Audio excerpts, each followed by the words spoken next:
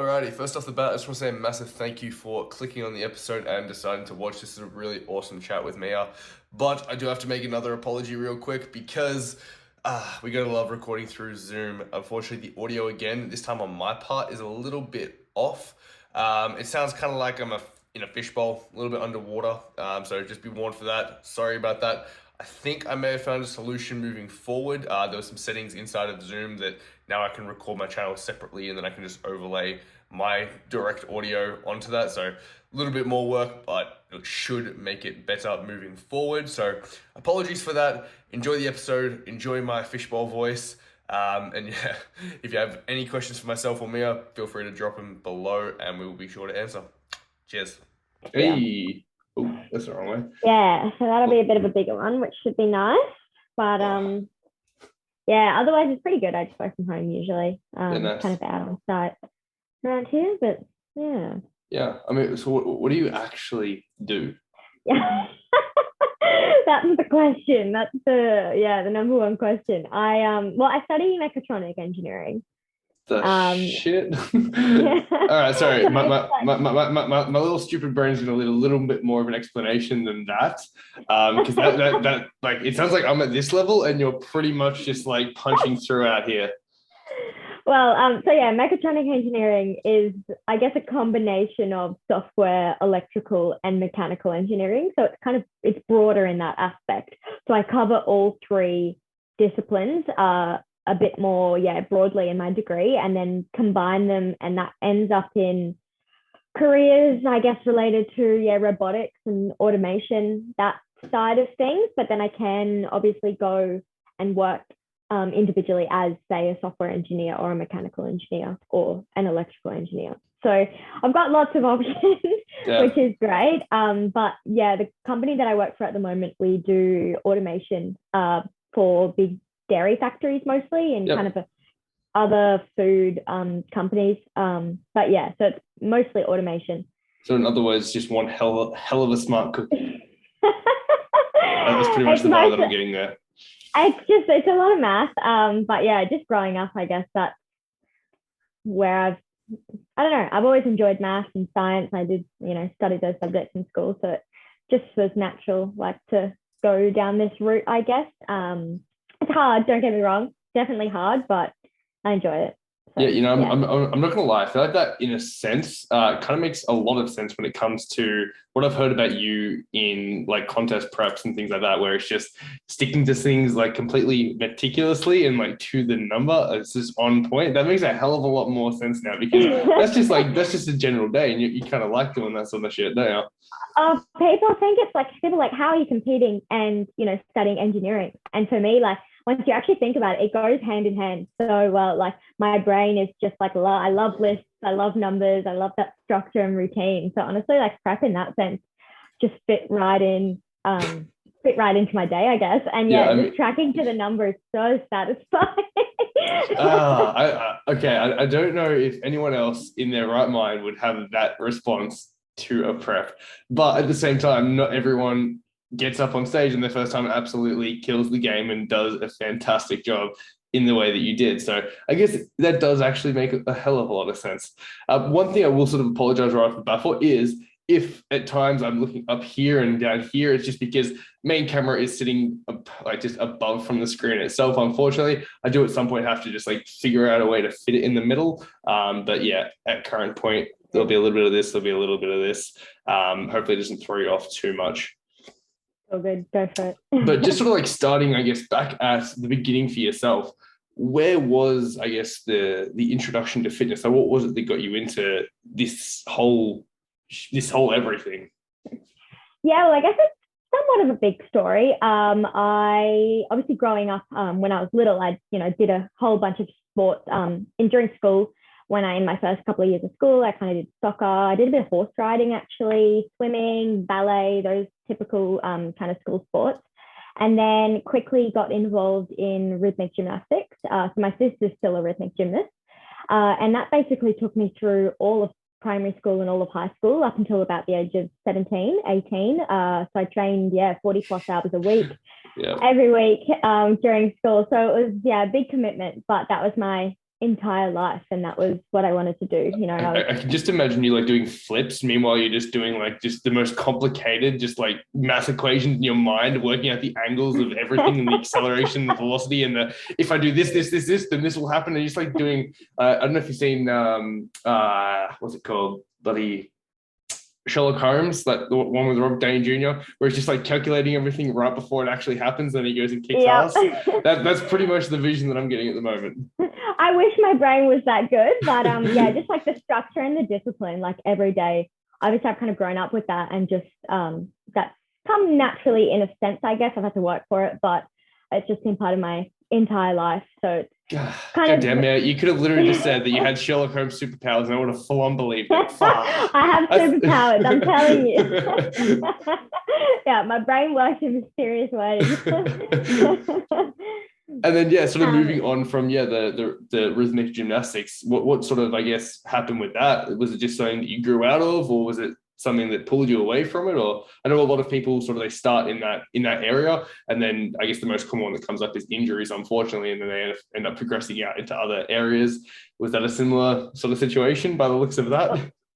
Well, yes, that's exactly what happened, basically. So, I mean, first of all, when I was at 13, I had wrist surgery, just minor surgery, but obviously kept going from there.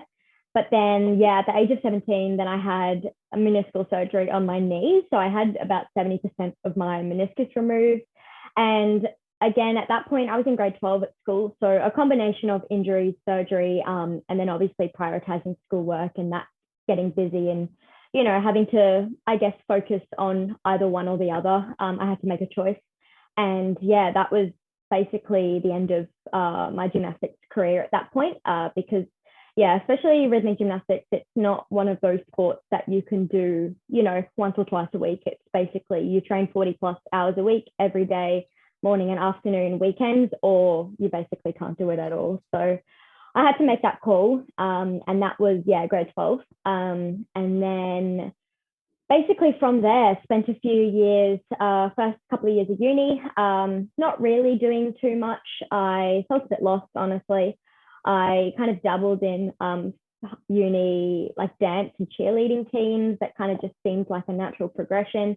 But again, that was just once a week for an hour, basically. And it just didn't fuel that competitive nature that I once had. So it definitely felt not like a step down, but it just wasn't exactly what I was looking for. And at that point, I was going to the gym, you know, a couple times a week, not religiously. I wasn't really, you know, training with any hadn't quite joined the cult yet. No, not yet. Like at that point, I was kind of just going. I didn't really have a program. I was just going for, I guess, more general health and fitness. But then didn't even know about bodybuilding at that point. I didn't even know competing was a thing. And then started to, like, I met a few people who were in prep or had competed previously and found this whole new world of bodybuilding and competing. So I guess from there, then I just thought, this is perfect. You know, this is exactly what I needed.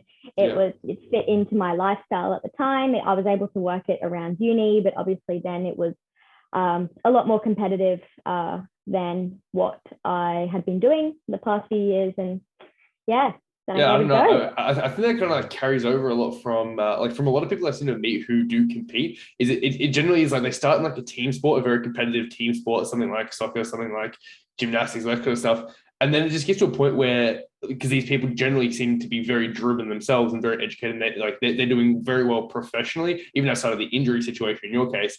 And it gets to a point where it's like you need something that like itches that competitive, like that little itch you've got for it, that thing you just want to go for, but something you can like still do on your own, where it's like fully self-driven, fully self-dependent, and you don't need to rely on having other people or having a set like schedule in a sense, because life just becomes way too hectic and you need to be able to sort of get it in when you can get it in and just roll from there. I'm not going to lie. Exactly it. Just like, I'm not going to lie that even still doing that level of gymnastics while doing like year 12 studies and things like that, just that on its own is mental, but pretty cool at the same time. Yeah, it was definitely a lot. Like, I mean, I guess I started in about grade 2 or 3, so it was like I was really young. Wow. So I guess like I built that structure and routine throughout the whole of my school life. But then yeah, definitely by the time it hit grade 12, it was very hard to manage just time wise. I would have to get home from training at 7:30, 8 o'clock at night, come in, eat dinner, and then straight away get onto homework and assignments, and then just repeat. And then on the weekends, I would have to train. And then around training, obviously, then the rest of my time was just filled with study and schoolwork. And then, I obviously was really focused on my academic studies as well. And that was really important to me. So it was definitely a big choice that I had to make. But at the end of the day, yeah, whilst I did love gymnastics, there's not, I guess, too much of a career in it in that sense. So I definitely had to prioritize my schoolwork over that. But it's set me up for having a really good structure and really good habits in my life, which then now just fits perfectly with the lifestyle of competing and training and just being able to be disciplined enough to fit that all in daily. So yeah. Yeah, wow. So with I guess like your education and the way you've sort of gone about things, what was I guess that period of going through even high school like what sort of subjects were you doing while also balancing this crazy training schedule, like pretty much doing a full-time job from the age of 3 up until 17, 18 while studying? Like what classes and subjects were you doing while doing that? Yeah, so I was always really interested in the kind of math, science, IT side of things, even from a young age. I remember, like in primary school, a couple of friends and I, built a website or something like that. And, we were always, kind of involved in computing and technology. So then going into grade 11 and 12, I think, what's it called? The Suicide Six, I think it's called. I did basically that, but without biology, and I did IT instead. So I think it was like math C, math B, chemistry, physics, and IT and English. Oh, it's been a while. Feels like Christ. It was ages ago. But yeah, like it was a big workload, but that was always just the areas of study that I was interested in rather than, the history and English side of things, I guess. Wow. I'm a numbers person. That's crazy. I mean, I for me at least, it was like physical education and human development. That was like the subject that I could just sort of do without studying it, and it was like it just sort of came easily and naturally. But I can't imagine doing that for that many different subjects all at once. And I remember even from when I was doing physics, like that, it gets interesting. At least to a normal human, it gets quite interesting quite quickly. Wow, sorry, it's just like you've taken me back for a second. I knew that like coming into this call from speaking to Amy, because she does speak so highly of you, that it was going to be one of those sorts of conversations, but wasn't expecting that straight out of the gate. So you've taken me off guard, and I'm just a little bit shell shocked. Oh, thank you. No, it's like it was a lot and it's hard, but it's just what I've been passionate about, I guess, and what come now, not naturally. I'm definitely not one of those super smart genius humans who have a photographic. I do not mean to like undercut the amount of actual just dedication and effort that takes. I think people do sort of throw that out there without even thinking about it a lot of times where and it comes off as being like, oh, you're just blessed or you're gifted this, that, the other. No, it's a fucking lot of work to be able to do that sort of thing, and to excel at it at that degree. So I don't mean to take away from those achievements in any sense whatsoever. When it comes to actually the fitness side of things and getting into competing, where was it for yourself that you actually made that call? Or you're like, what, I reckon I could actually get up there and I could do this. Yes, I remember it was kind of early last year. I was actually at like a functional style gym, trying something new. I was kind of fed up with my normal gym program and routine. So I thought, okay, I'll go give some classes a try. It was honestly just like spin classes and yoga and Pilates, that kind of thing. And one of the girls the classes slap. Just gonna say, like, they kick your ass a little bit. They definitely do. I am not like cardio is my enemy. That's let's say that. But like it was definitely a good change in just my general program and just to mix things up a bit. And I was there for a couple of months, and one of the girls there who was one of the instructors was actually Jason, my coach's previous client from season A last year. And at that point, she was in prep, and I think she was a couple of weeks out from her first show. And I remember her, after the class one day, just telling us all about her prep experience and about competing and, you know, everything that she was involved in and, you know, what her daily routine looked like, I guess. And at that point, I was just so curious to know more. I didn't even know it existed. Like I guess I'd vaguely heard of, you know, bodybuilding and bikini competitions, but I was like, no, like that's not something that I would, you know, ever be involved in or something that I could ever achieve. You know, I just immediately was like, no, that's not something I would ever be capable of. But yeah, I think just seeing her in person and talking to her made me realize that, you know, maybe this is a possibility. And at that point, I was still like, oh no, you know, like that's not something I could do. But yeah, I was just really curious, so started to listen to podcasts. I think the first podcast I listened to was the Bodybuilding Dietitians, which was just really informative and just so educational. And then from there, just started to learn more and more about competing, and it started to become, more of a reality, I guess, of something that I could do. And then one day I thought, you know what, let's just give it a crack. Or, you know, at that point I was like, I'll hills and see how it goes. I'll sign up for the coach first. That was my first step. I was like, I'll get a coach and just see if like they even think that I would be capable of getting to the stage. And from there, you know, it just fell into place, I guess, when I signed up with Jason. He was like, yep, we can do this. Let's go. He's just like, yes, I've found another one. I feel like Jason's just got like that rap sheet at the moment, where she's like, you look at his like competitors, like you see him on a show day, and you're like, shit, there's Jason. All right, get ready with the camera, boys. Just let's focus on whoever he's got up. Yep, win. All right, sweet, awesome, we're good. Yeah, we got the job done. Jason was a fantastic coach. Like honestly, I couldn't have found anyone better, especially for my first season of competing.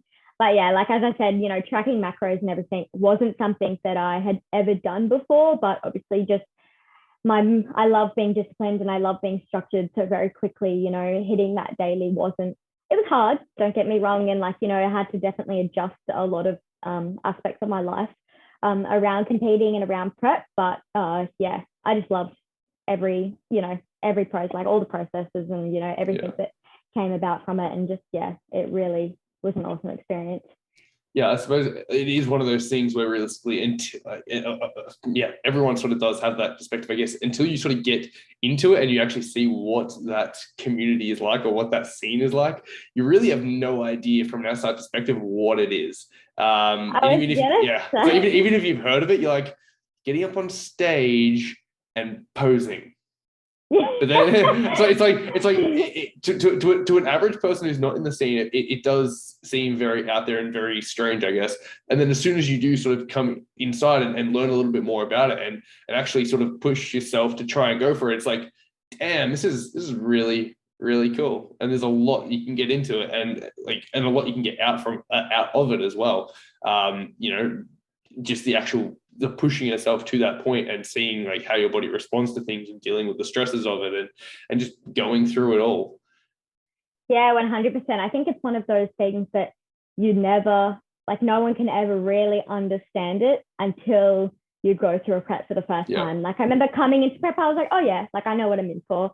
I've researched it, you know, I've watched heaps of YouTube videos, I've, you know, talked to people, I've listened to podcasts, I know exactly what I'm in for. But it's one of those things that you don't understand, I guess, how challenging it is, but also how rewarding it is and, you know, what exactly a prep entails, because it's a huge commitment. I was like, oh yeah. It's like this is one of those things as well. You know, we've been tossing off the idea with my coach, and after, you know, because I speak to so many people in it about getting on a prep and going, you know, and trying it just to push ourselves through it. And, you know, so we jumped on. Like weight was dropping off super quick. Everything was leaning out like really well, was looking fantastic. And then a few things have recently come up just work-wise that have been sort of, you know, still waiting for them to 100% fall through. But if they fall through, they were like we were setting this up for like a 3 to 5 year goal, and they could be happening a lot sooner than that. So I was like, okay, let's just take the foot off on that side of things for a little bit. It's probably not a good idea to push myself and try and get, you know, be that stressed and try and be in a deficit while also trying to function as a normal human, especially the first time doing it. So it's one of those things. I would love to say that I know the feeling, but again, I try and just talk to as many people as possible to find out those experiences and what it is like, because I think it's an awesome journey and it's dope to talk about it. But unfortunately, I can't relate yet. One day, no, and as I say, like the stage is always there. Like prep is just, it was a huge commitment. And I think you definitely have to be in a really stable. Sound like Daniel, that's what he said as well. When I did an interview with him, he's like, just wait till whenever you're ready. It's always going to be there. So that's what they say. The stage is always going to be there. And like, honestly, it's so true though, because it is, like, honestly, as hard as it is, like so many other aspects of your life do just have to take the back seat, I guess, for those, 16, 24 weeks, however long your prep is. And I think, hopefully next time around, or, I can get better at balancing, a number of aspects of life, but especially as a first time competitor, I did just have to, especially in the last couple of weeks of prep, just put all my energy and effort into, training, nutrition, cardio, everything that's involved. And I was still working obviously at the time, but I think I'm also really lucky. I just work from home, usually online. And then with uni and study, I'm able to, be really flexible with that and balance that around my training and around everything else that I have to do during the day. So I didn't have to be in a million places at once, which, definitely like helped and made it a lot easier mentally. Hey, how's it going? Hope you're enjoying this episode so far. Just wanted to take a second and ask if you could please leave a review on this podcast. And if you hear something you think could help someone else, share it with a friend.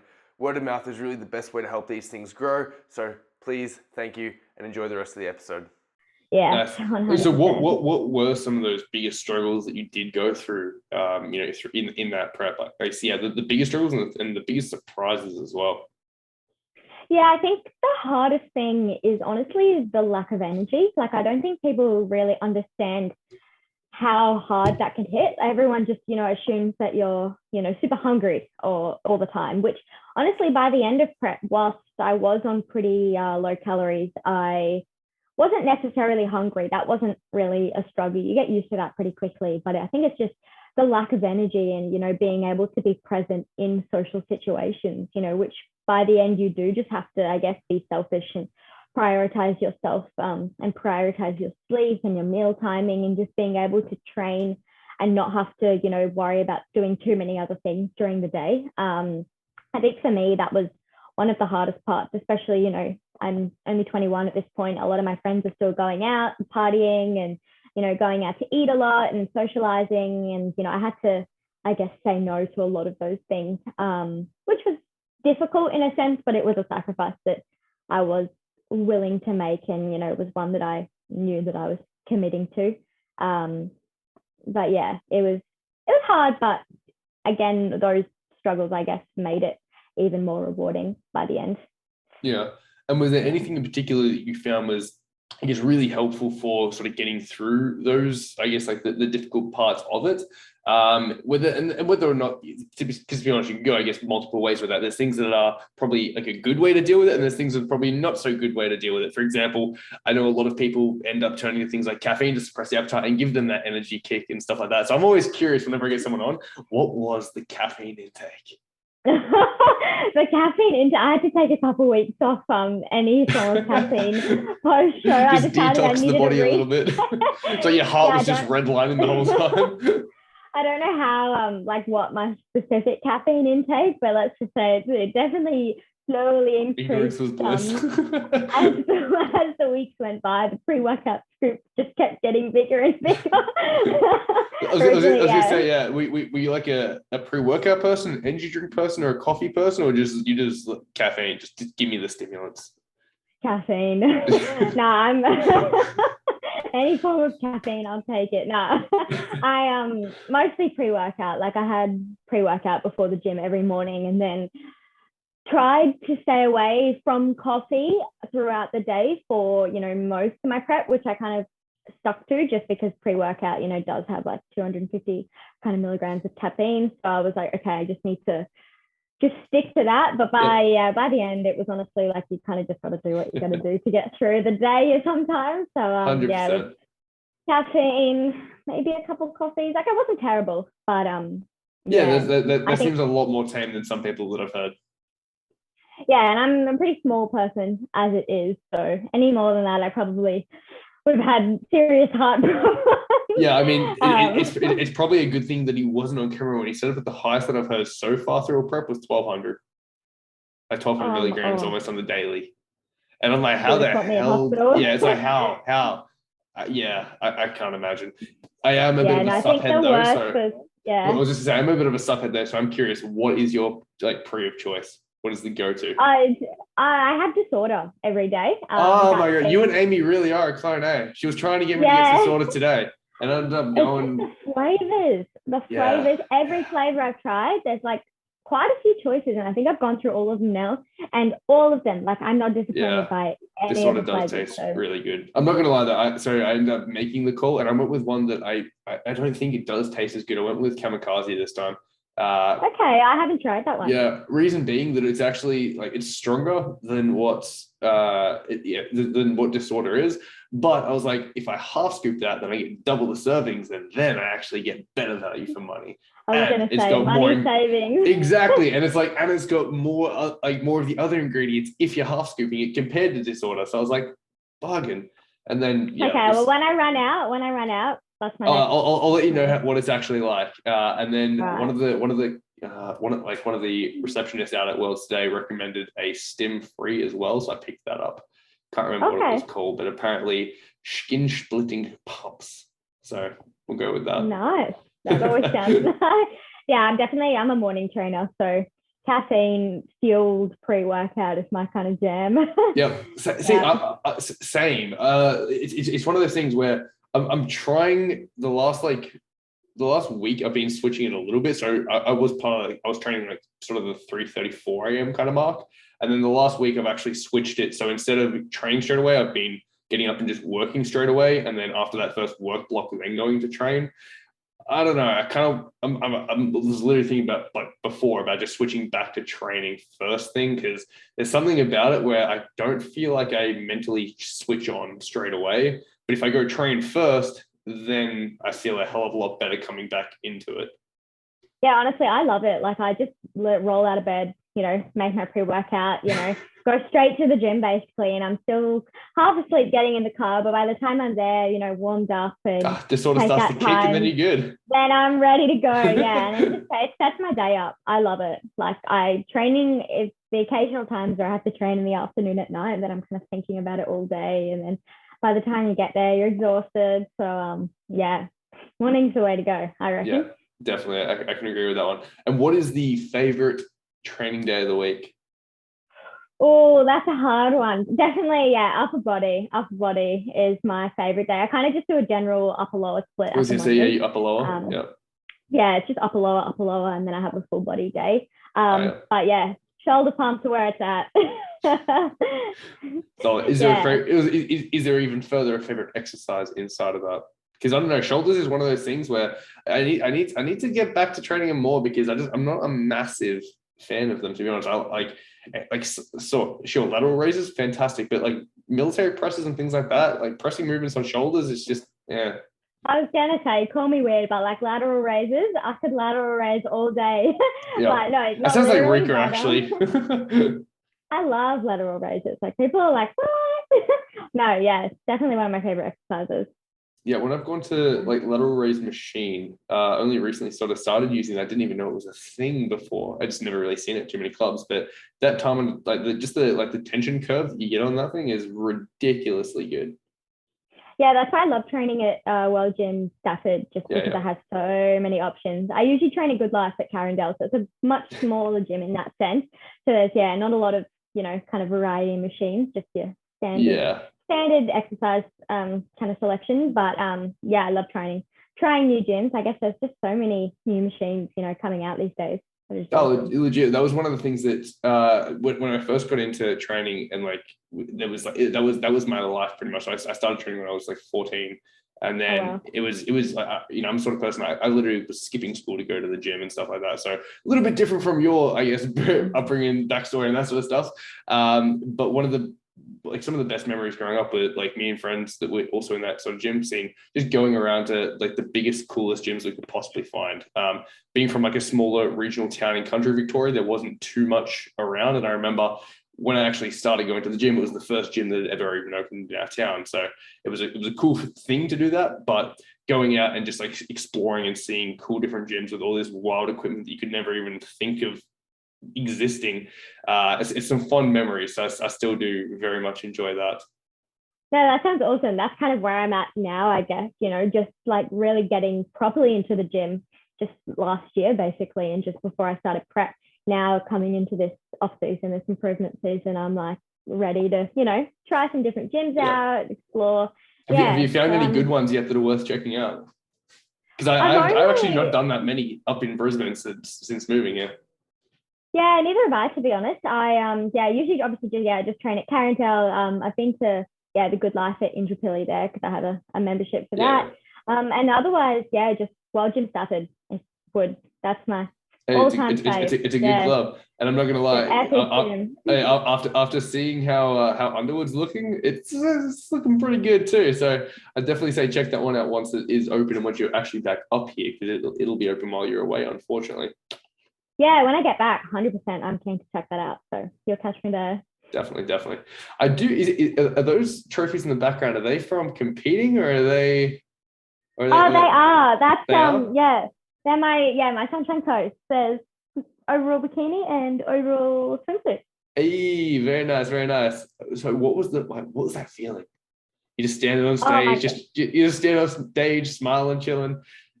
Did you know you had it in the bag, or like what was going through your head? Your over-calculating mind. It was like just I can't even describe how it felt. Like honestly, like I think coming through this whole prep, I never expected anything from competing. For me, it was just something to take on as a challenge. Obviously, I haven't really been training in a gym for that long. It wasn't something that I had been working towards for years, I guess, in that sense. So I didn't really have any expectations for myself. And I was just, I still had wanted to do well, but I was never expecting to, I guess, do as well as I did. So I was so over the moon.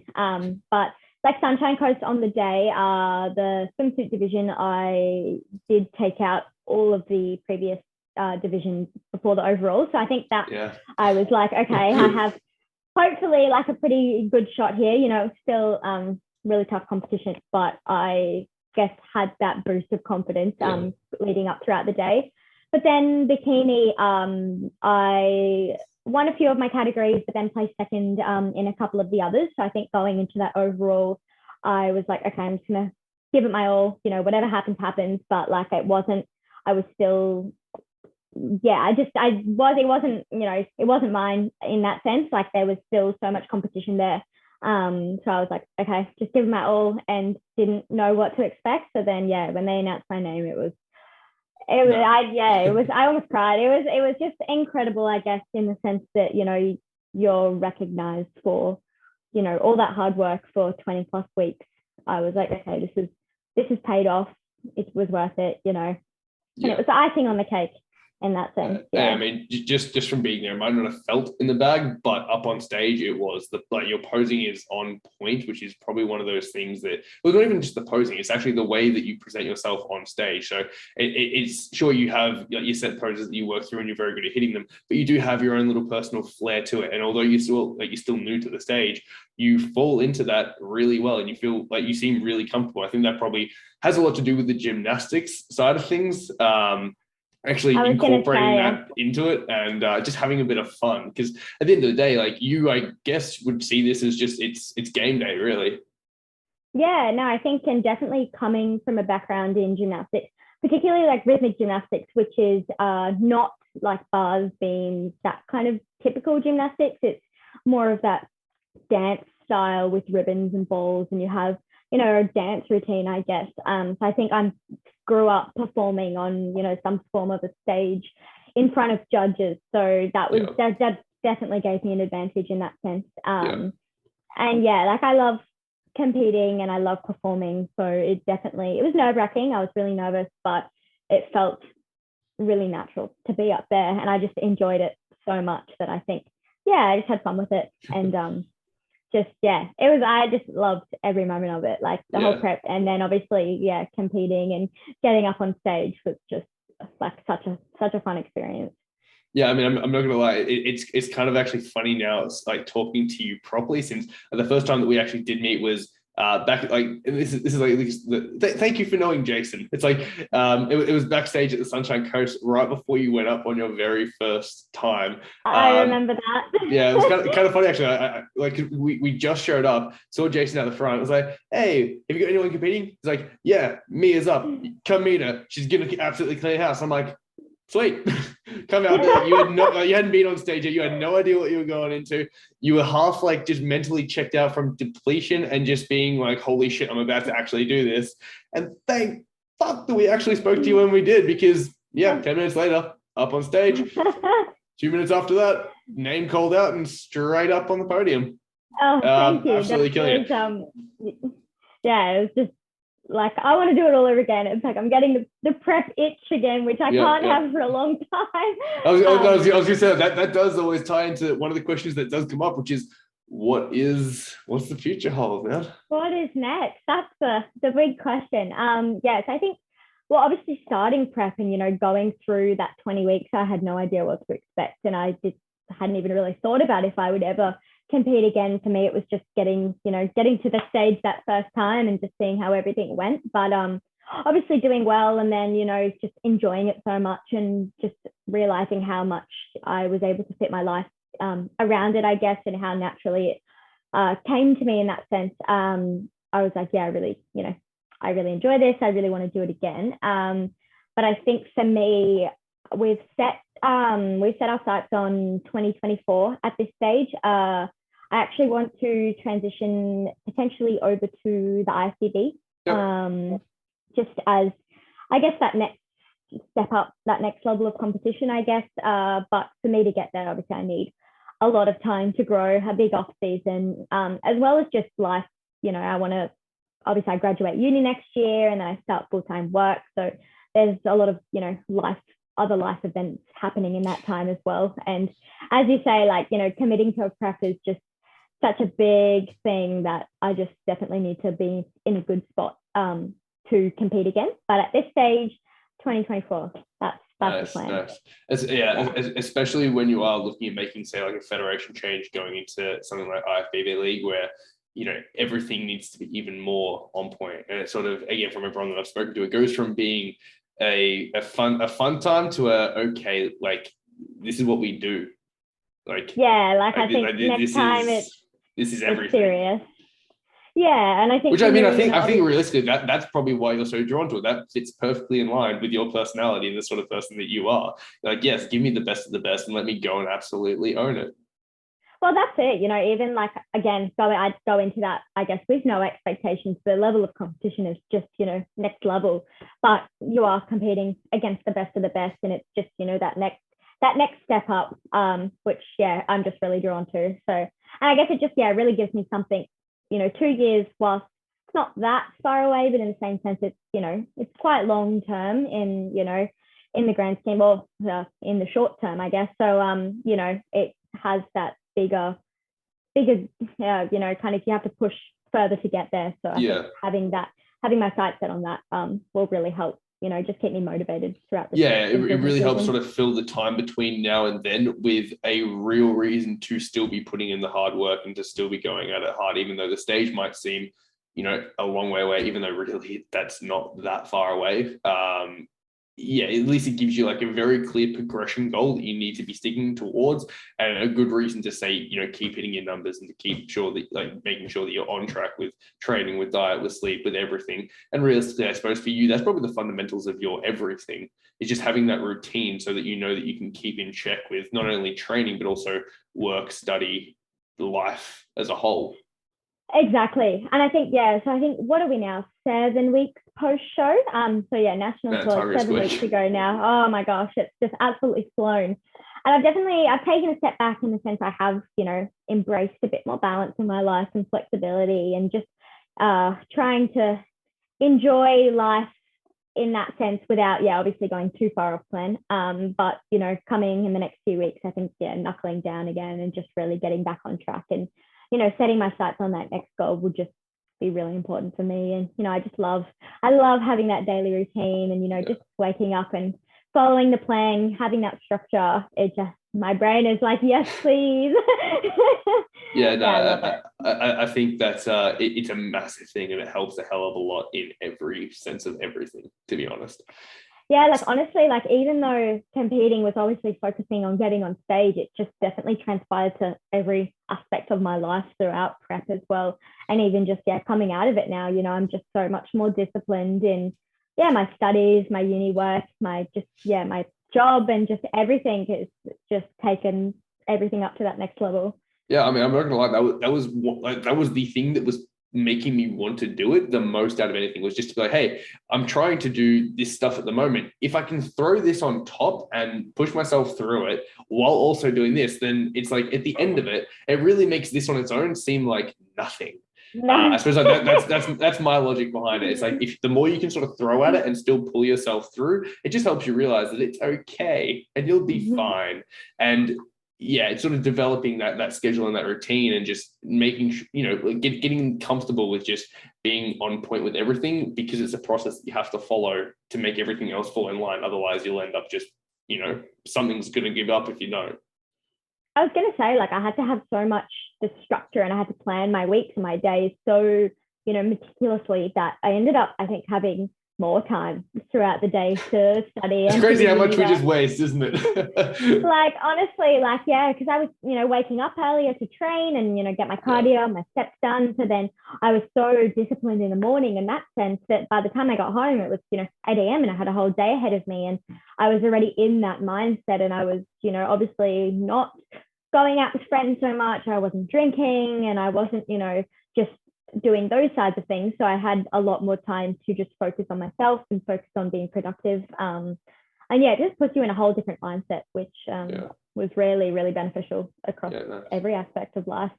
Hey, I mean, speaking of being off plan, what was that first post show meal? What was it? I had Italian. Well, after the first couple of shows, I was lucky enough, I got a grilled burger after the first 3 shows. So I did get to have that meal out, grilled burger and chips, which honestly was like the best burger I was going to say that would have been God sent at that point. It was incredible. But that was, just, one meal and then back on track, obviously in between shows. But then, post nationals, we went to this Italian restaurant and had like carbonara and pizza and who knows. But it was really good. But honestly, like, your stomach, you just can't handle that much post show, to be honest. I was gonna say, it's like you're so used to eating so little that you just try. It's like you want to try and force it just because, like, finally, but you can't. You just can't. No, but it was really good though, and it's been really nice in these last few weeks too. It's been hard to, I guess, like, balance being social again and still having those habits and those prep habits, and just staying on track and staying on plan. But in the same sense, it's been a bit of a mental relief just to be able to say yes to, more things and, catch up with friends again and family. And that's been really nice as well. And what's that sort of like that transition out of show mode, out of contest prep being like for you? I know that, again, from speaking to a lot of people, one of the main issues that comes up is the rebound pretty much, and trying to get back to a normal social life and just getting out of that prep mind pretty much. So what was that journey like for yourself? How did you go? How are you doing? I'm still going. Like, it's been hard, I won't lie, like, in the sense that I guess because I am such a disciplined and structured person, I thrived off prep and I thrived off having that structure to my day and my week. So I think coming out of that and just knowing that I could have more flexibility and, be a bit more spontaneous was challenging in a way. But in that sense, I think it's just, as I said, it's been a bit of a mental relief, just being able to take a step back. And, if one day I do decide to go out for dinner with friends, or if I just, want to change my training schedule around, or if, something comes up with uni or work, I'm able to just take a breath and I don't have to rush and try and, fit everything in at once. So I think that's been really good. But I think the biggest thing that people don't mention is just the rapid changes and like how quickly your body changes in the first few weeks post show. Yeah. So I think that's definitely like the hardest point was those first few weeks. But, you know, honestly now, you know, kind of 7 weeks at this point, I feel, I wouldn't say normal, but definitely I'm at a point now where I'm, you know, really comfortable. I'm enjoying social occasions. I don't feel like I need to go out all the time. But in that sense, I'm just, really comfortable with where I'm sitting. Hunger's back to normal mostly. So yeah, like it's been hard, but it also wasn't as hard as I think I expected it to be. I think I was like, oh, this is going to be so hard. But things come back to normal fairly quickly. But obviously everyone has a different experience. I know, you know, some girls struggle more than others. So I think I'm lucky in that regard that I was able to stick to my plan mostly. And I guess that just does come down to just loving the discipline, loving the structure. And having a good coach as well. Yeah, I mean, I guess sort of like touching on what you said before about that, the rapid change being the biggest issue or the biggest, I guess, surprise. I mean, realistically, when you think about it, you're going from being so not only just lean but depleted as well. So it's like, sure, you're going to put on a bit of, you know, like a bit of body fat. You have to just get back to normal levels. But it's like, shit, what you're really going to get with straight away is like, you're going to put on a lot of water. You're going to put on, like, you're refilling glycogen. You're going to fluff up just in that sense. And I suppose that's probably, where the biggest shock comes in, because you're going to automatically assume that, holy shit, I've just put on a lot of actual like weight, when really you've just refilled glycogen and your body's holding a bit more water because you've got more carbs in your system, you've got more sodium in your system. And that's, I guess, where a massive mental toll can really come into the situation, because you're like, oh shit, well now do I pull back on things? Or, oh, I don't look as good as I did on this photo shoot, or I don't look as good as I did when I was, you know, literally on stage about to pass the hell out. Yeah, well, that's it though. Like, it's just, I think stepping on the scale, you know, a couple of weeks or 2 weeks post show or something, and you're like, oh my gosh, I put on all this weight, like it's a disaster. But then I think that's where having a good coach and someone you can rely on and talk to comes like really just like was really beneficial. And just I had to have that basically. You know, I spoke to Jason, he was like, it's okay, like this is normal. And I think once I accepted that, and just all the positive changes that came about, you know, after eating more food and after just, you know, having just a bit more of a quote unquote like normal life, I guess. And just having better sleep and, you know, being able to eat a bit more and just concentration levels. And there's so many benefits that when I weighed that up, I was like, okay, like this is much better. Because comp lean is just, it's not to say, like, whilst it was nice for those couple of weeks, it's definitely like not sustainable, as people say. Yeah. I am kind of curious. So I knew you'd kind of, like, you touched on a little bit how you came about having Jason as your coach, where you just knew someone who, you know, who was already coaching with him, and that's how you got onto him. But what was, I guess, the process like for yourself in actually choosing a coach? I think that's one thing I've just been sort of curious on, is how people, you know, like for a competitor, what is it that you, like, what was it that sold you on that person and that made you be like, yes, this is the right person for me? Yeah, I think it's really important before anyone jumps into a comp prep or getting a coach to just definitely, you know, chat to different people and I guess shop around in a sense. I think for me, when I first decided that competing could be an option for me, I didn't know much about the industry. I didn't really know many coaches in that sense. And obviously I'd heard of Jason, but I found a couple of other coaches online and just reached out to people and just said, hey, look, you know, I'm interested in competing. But yeah, Jason was just like incredible from the get-go, in the sense, you know, he immediately responded to my messages quickly. He set up a video call and he just made me feel really comfortable, and we just gelled in that sense that I just felt really comfortable straight off the bat that I knew that I was going to be in good hands and that we would work well together. But obviously, I think for everyone, it's just finding a coach that you're able to communicate openly with, and someone who, you know, you get along well with, and you don't feel like you have to hide anything from them, because especially during a prep, it's just so important to be so open and honest with your coach. And that will, you know, that person will be different for everyone. But Jason just was really like, you know, he was really knowledgeable, and he just really like explained, I guess, how he was going to take care of me, and, you know, how the whole process was going to go. And I think that just made me really comfortable from the very start. Yeah, because I suppose like I'm also in a bit of an odd situation in that sense, where like my coach, I like we went back. I knew him well before he was my coach. Like, he's actually the person that I like when I first moved up here and I started doing like the video stuff more seriously. He was just someone who I met at the gym. I started doing work with, and that's how I got into doing the show stuff, like the shows and that sort of stuff. So I knew him well before he became my coach, and it got to a point where I was like, I'd seen what he'd done, like put himself through. I trusted the guy. I respected what he'd say, and I knew that I'd listen to it. So I was like, hey, I'm thinking about doing this. Would you be my coach? And that's how I guess I fell into that side of things. So I'm curious, because I never went through the whole process really of trying to find someone and going through that process. Did you have like, I guess, was there even like a list of requirements or things that you were looking for when you went out and approached, say, those people that you did message? Because again, coming from yourself, where you do seem, I guess, a lot more analytical and a lot more interested in the facts behind things. Were there specific things that you were looking for before you even approached particular coaches?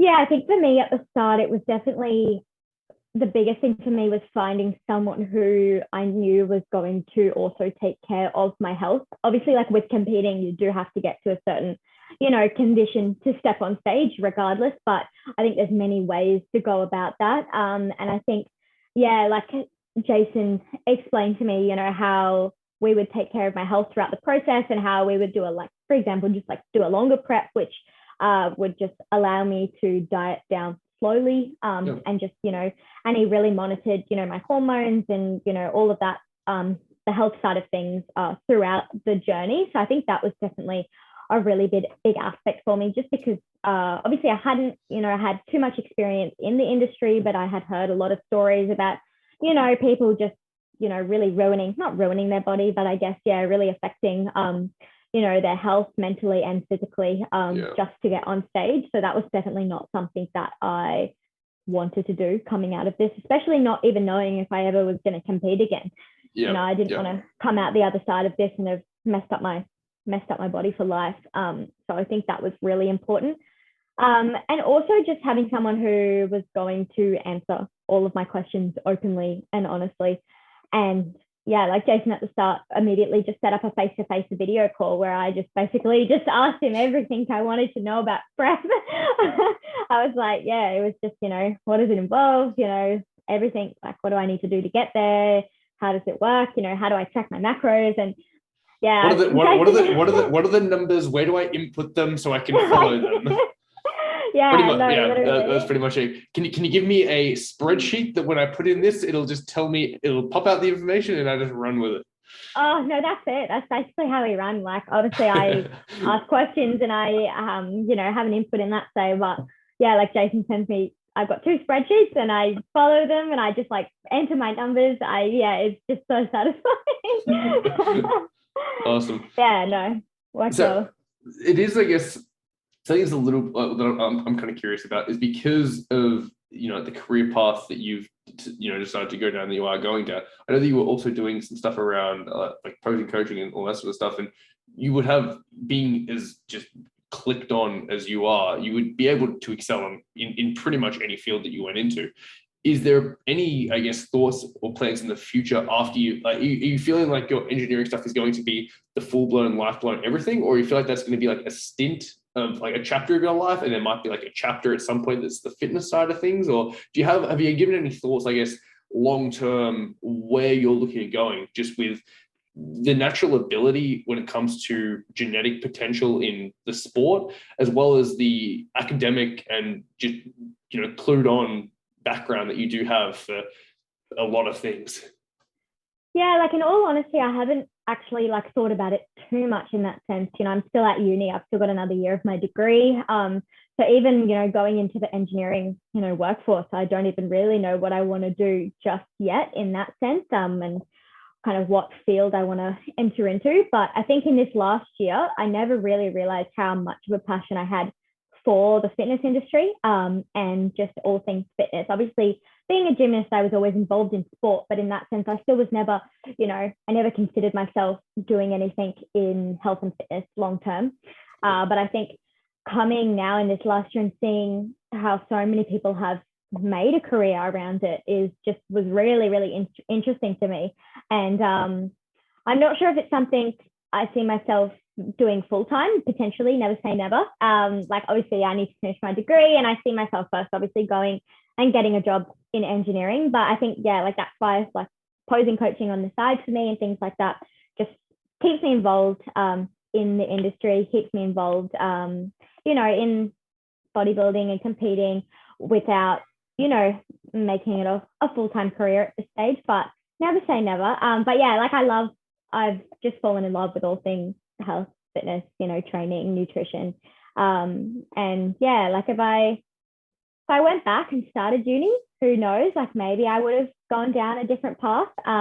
But at this stage, would like to, I guess, combine a bit of both going forward. Yeah. Yeah, I mean, hey, there's something to be said about just getting, you know, the life experience and having a bit of fun with it, really. At the end of the day, you know, the path you have chosen to go down is not something that a vast majority of people, just in general, would ever be able to do.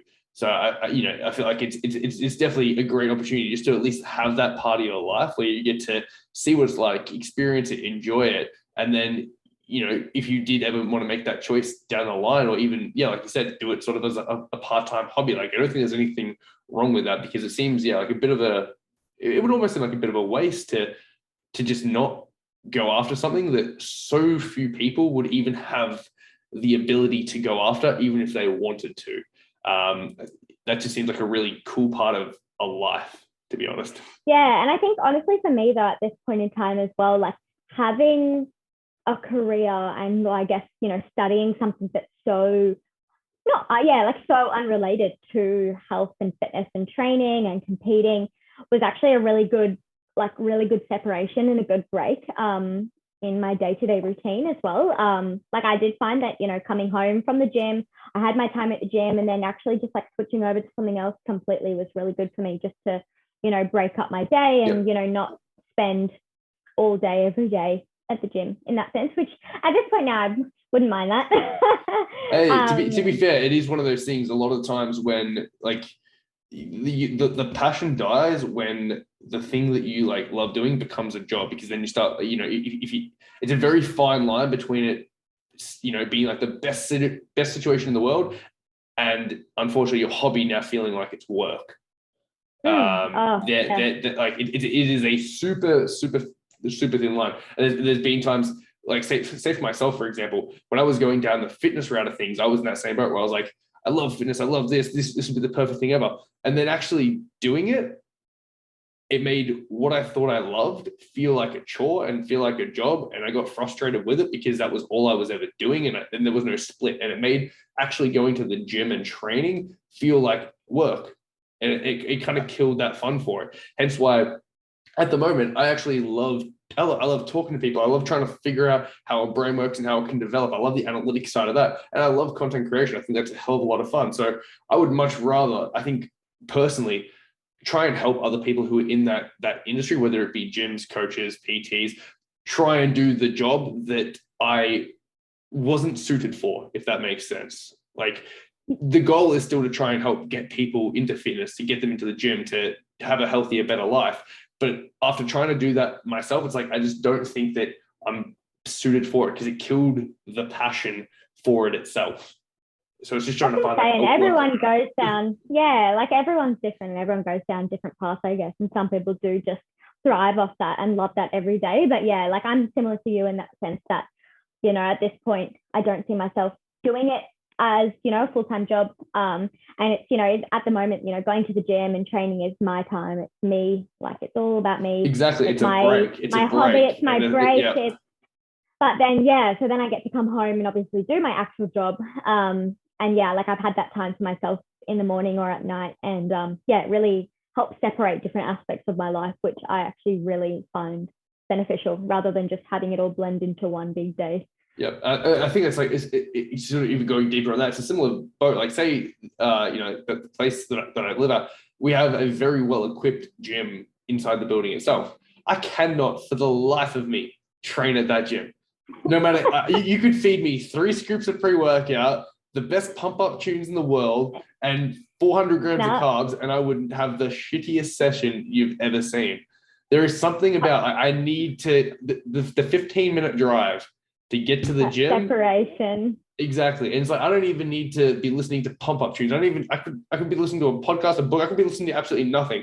But when I get there, it just feels right. And it's time to go. Go time. Yeah, I was going to say, yeah, I actually know a couple of girls who work at a gym, but have to train somewhere else completely because they just need Yeah. Even when I was working in a gym, you need to go somewhere else.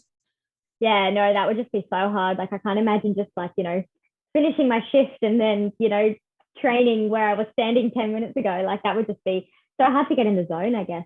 But some people, maybe that's works for them. And I think it kind of ties into what you were saying, which was you need to be able to make the clear separation as to what gets done in what place, because otherwise it starts to blend and you just run into an issue where it's very hard to do the thing that you want to do at a particular time, or you start crossing over from one to the other and it's just an absolute shit show.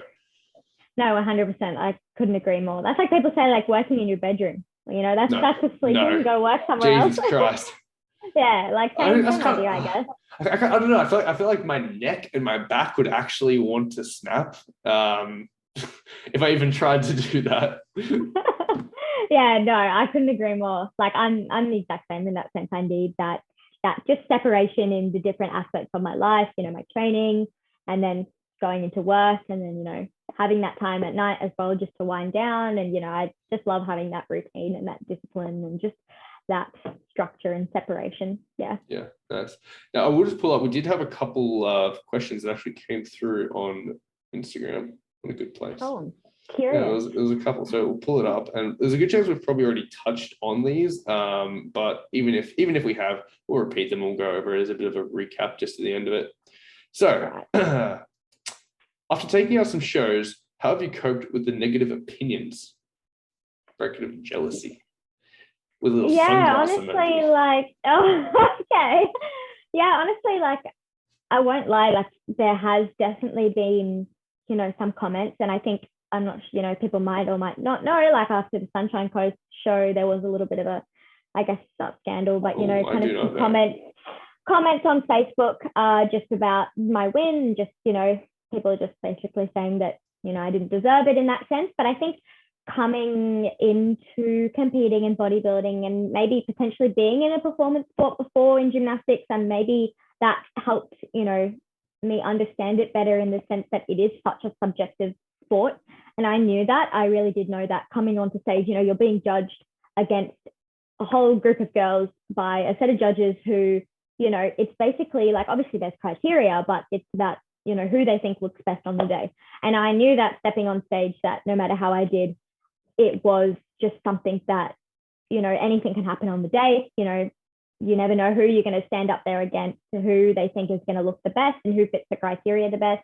So I think knowing that just so deeply, like, was so beneficial, when people just then say, you don't deserve to win, or, they have those negative opinions. I was just very comfortable in knowing that I did everything that I did, like everything that I could have done to stand up on that stage. I ticked every box. I tracked every gram, of food. I followed all my macros. I followed my training plan. So for me, like, that was success in itself. Like, I had already won in that sense. Like, I had achieved everything that I wanted to achieve. Yeah. So then getting up on stage and actually placing obviously was incredible. But it was, just like the icing on the cake for me. Like, it wasn't the entire experience. And I think that's so important for girls and guys who are thinking about, getting up on stage for the first time, of just like embracing the entire journey and the entire experience, rather than putting so much focus on the actual show day itself.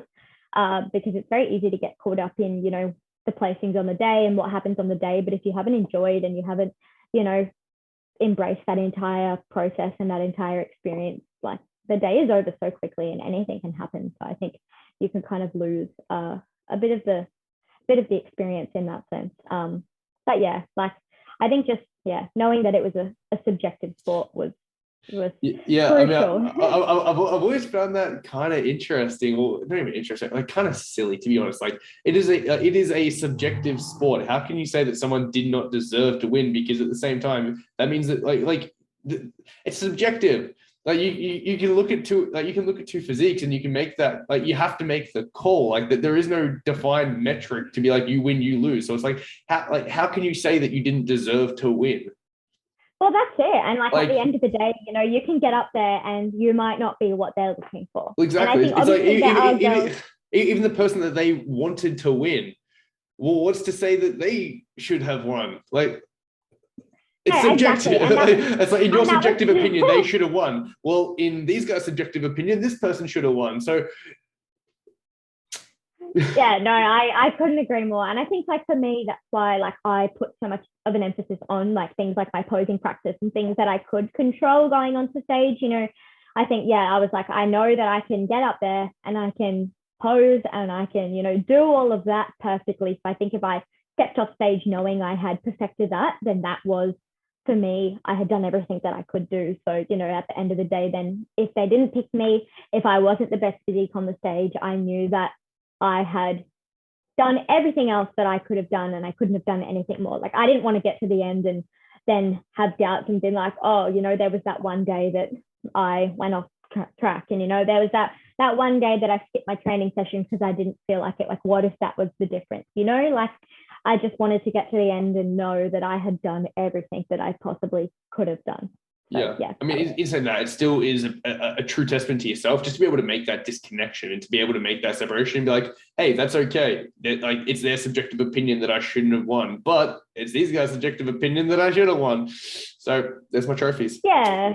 And I think, like, you know, like, there's a difference between having that winner's mentality and then just like thinking, you know, knowing or thinking that, you know, you're going to win. Because, like, yeah, like, I obviously did want to do well and I am naturally, you know, very competitive in that sense. But, you know, at the same time, I would have been happy with whatever happened on the day, you know, assuming that I had brought what I knew was my best physique and, you know, my best posing and all of that. Yeah.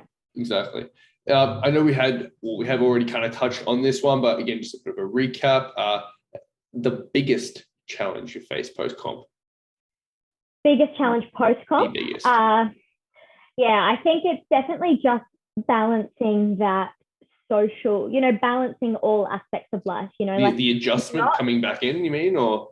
Yeah, like the adjustment in the sense that, you know, I think people automatically assume, like, so many of my friends, like, the day after comp were like, yeah, you're all done. You can just do whatever you want now. Like, you can eat whatever you want now. Yeah. Like, you don't need to, like, people were so confused when they found that I was still tracking my macros and I was still just eating chicken and rice and lettuce and, you know, those prep foods. Yeah.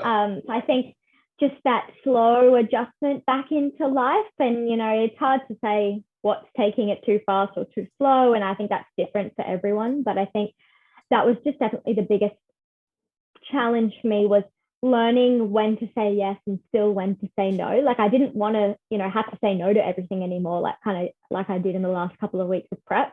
I did want to be able to go and, you know, enjoy, you know, seeing friends and, you know, even just eating out. And I knew that I was allowed to do that. But I think, yeah, just finding that balance between sticking to those habits that I had developed and sticking to that lifestyle whilst then introducing new aspects of life. Yeah. But it's a learning experience, you know, like, honestly, like, the only way I've kind of gotten to this point now is by, I guess, trial and error in a sense. And, you know, I've had different foods and I've been out to eat plenty of times in the last 7 weeks now. And, like, I don't regret any of it. But yeah, it's just taking it week by week. And hey, I mean, at the end of the day, we could come back here end of 2024 and we could ask the exact same question: what was the biggest challenge you faced post-comp? And there's a good chance that, well, it's like you would still have one, but there's a good chance at least that it would be a different one. You know, it's like you have to. So you have to go through a challenge to actually be able to not go through it again. Like, you need the shit experience to be able to learn from it. And it's not even a shit experience; it's just the experience in general. It's just one of those things that, like, otherwise you just have no idea. You know, like, now that I've gone through it, next time, hopefully, you know, I will have learned from it in that sense. Like, I think I came out of comp knowing how quickly things can go wrong post-show and just seeing other people's experiences. So I was very aware in that sense, maybe a bit too aware. I was going to say, which is probably where that analytical side really does come in handy. Yeah. So that's like was good in that sense that I knew how quickly things can change. But yeah, I think just you can never fully understand. I guess even the same in prep, you know, you never really understand what you're in for until you go through it yourself. So yeah. Would you ever do back-to-back shows again? Oh, good question. Yeah, like I don't regret doing. I did 4 shows. I think I had 1 week between the first two, then 2 weeks, and then I had 3 weeks before nationals. So there was a couple weeks in there. But so yeah, it was a total of 4. And yeah, honestly, like I don't regret doing all of those shows at all. For me, like I had prepped for, I think, yeah, it was like 22 weeks. I think it was 26 weeks, 26 by the time I hit nationals. So that was 6 months of my life. You know, in comparison to the length that I'd been in prep, those couple, like 3 extra weeks at the end was in hindsight, like not very, it wasn't very big at that point, all. you weren't prepping, you were just living your life, really. Yeah, like I'd been so in the routine of that I was like, look, if I've spent this long getting to stage, like a condition to get on stage, I may as well make the most of it and do as many shows as, you know, I possibly can. Any more than that, I think I would have just died. Like it would have been too much. But yeah, no, like it was challenging. Like it wasn't a walk in the park and, you know, coming out of a show and then going straight back into peak week again, or, you know, you're watching everyone else enjoy their post-comp meals and, you know, kind of enjoy a bit more of life again. And then you're still going back into prep again. But like I've been doing it for so long that it wasn't really difficult in that sense. And I enjoyed getting up on stage so much that I'd stepped off. I had a day to kind of relax and rest, and I was itching to get back up there again. So yeah. Yeah. So I mean, I'm actually now curious. What was it like, difference-wise, from the first show going into the second? Because you did have that extra time between it where you had to still not only maintain but continue to diet down lower. You tasted what a cheat meal actually tasted like post-show. You'd done all the, you know, you'd won the trophies, you'd done this, that, and the other. What was the mental difference like going into that show? Like, what was the physical difference like? Yeah, like how did it just feel? Because I guess going into the first show, you had no expectations. Going into the second show, you're like, well, I've just cleaned our house, but I've now had to just do this even longer. Yeah, it was challenging in the sense that, you know, having that little bit of freedom and that little taste of freedom, I guess, post-show, and you're on such a high, and then having to get straight back into things. But I think if anything, you know, doing well and, you know, taking like those placings home really just like filled, you know. You really do just have a competitive mindset, don't you? Yeah, it's set the tone. You were like, we've won the prelim finals. It's time for the granny. We're not done yet. Fantastic. Well, that was kind of it. It was like awesome. You know, I was on such a high. I got a day off tracking. I had put that night off, and that's for me. Like I just picked grilled, you know, in the sense that it was one burger. You know, it wasn't. I couldn't go any over the top. I went home. I went to bed, and then the next day I took a day off training. And then I think my food was increased those days. So honestly, it was, you know, easier in that regard. And then going back into it, it's like the show was just around the corner again. So you just like all sights set on the next time that you're up on stage. No, I'm not gonna lie. I'm not gonna lie. Just talking to you, it makes me excited to see you actually compete again. Like that, the mentality you have towards it is it's going to be interesting when you do step on stage again, to say the least. Oh, thank you. Yeah, no, it was I loved it. Like I just thrived off that whole experience. Like for me, I hadn't competed in, I think, yeah, it was like four years in that sense. Like when I did gymnastics, I was competing at, you know, national, international levels. So I was, you know, competitive in that regard. So then taking a couple of years off, I was just like, what am I doing? You know, I felt really lost. So I think then getting back up on a stage and, you know, into like a competition was just so rewarding and just so exciting for me that I just, thrived off it. Yeah, it was really awesome. Wow. What advice would you give first-time competitors regarding their recovery diet post-comp? Right. Okay. I think, as I kind of mentioned before, it's one of those things that you can never really understand what you're in for until you go through it. I think it is one of those things that you just have to go through, as hard as that is. But I think sticking with your coach is like sticking with Jason and, you know, sticking and having a plan and having someone to just like message if I was feeling uncomfortable or if I went off plan, or if I ate too much, or if I, felt like I wanted to do extra cardio, or, something like that, that is kind of not the mentality to have, having someone there to just calm me down and be like, hey, look, it's okay. Like that's normal. Don't worry about it. Like you're on track, you haven't blown out. Like just having someone to reassure me in that sense was just so important.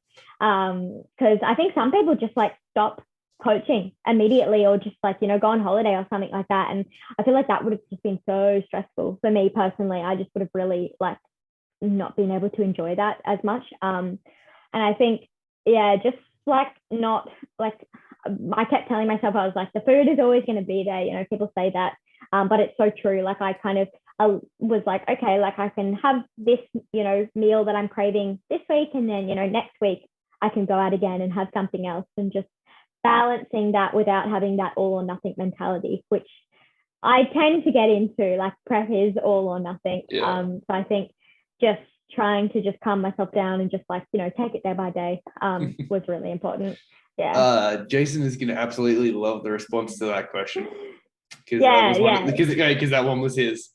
Oh, there you go. and out of nowhere, you're just like, well, I mean, it's thanks to Jason, really, that it's just No, he's been coach. Apparently, set up a call with Jason. Yeah, get a good coach. Like that's number one in this whole. Like if I can give any advice, it's get a good coach, or get a coach that you can just talk to and gel with, and you just feel comfortable with. Yeah. So important. To follow up from that one, is it true Jason Irvine Conditioning taught you your posing routine? What was that, Jason?